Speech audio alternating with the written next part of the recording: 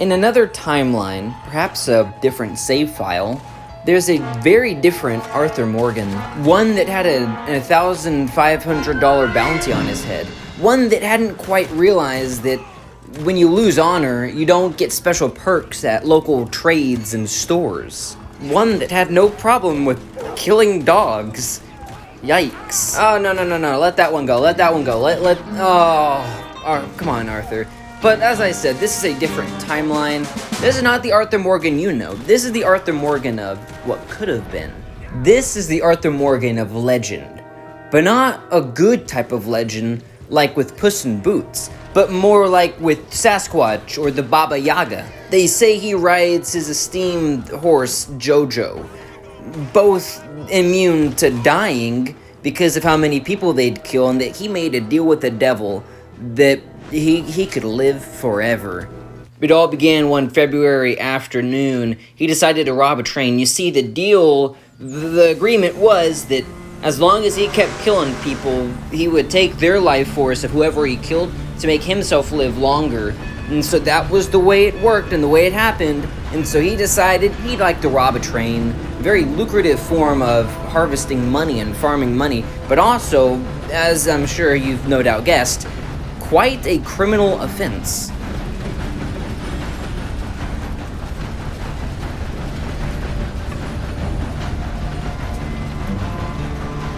The law had nearly caught him.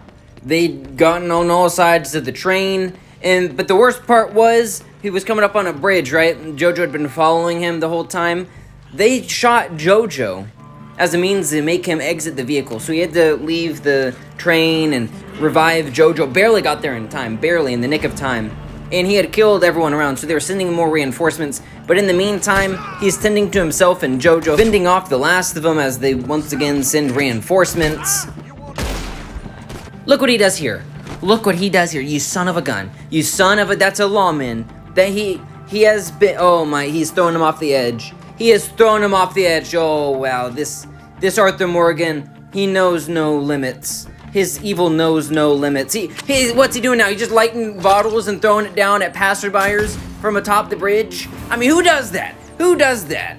Then he goes and gets back in the train, and at this point, perhaps his mother had called him to discuss certain terms of stuff, and he had decided to just press the A button, being the button used to accelerate the train as you do. So not paying attention, holding that controller, just pushing the A button down in another room, he leaves and misses this, which has been captured on video since and haunted me in my waking nightmares. The worst part is I mean, he felt the controller vibrate, but he thought nothing of it. He had ran his own horse over. Oh, the devil had got him this time. The deal there was a secret switcheroo. While he was promised to live forever, whoever he killed, he forgot that his horse didn't get the same deal, and he had ran his own horse over with a train. I'd like to say I'm just making this part up or that this is staged, but no, this is what actually happened. This is my genuine reaction. Look, I'm trying to see if there's any way to rewind or what to do. And I'm not making this up. I promise you, this actually happened. I ran my dadgum horse over with a freaking train.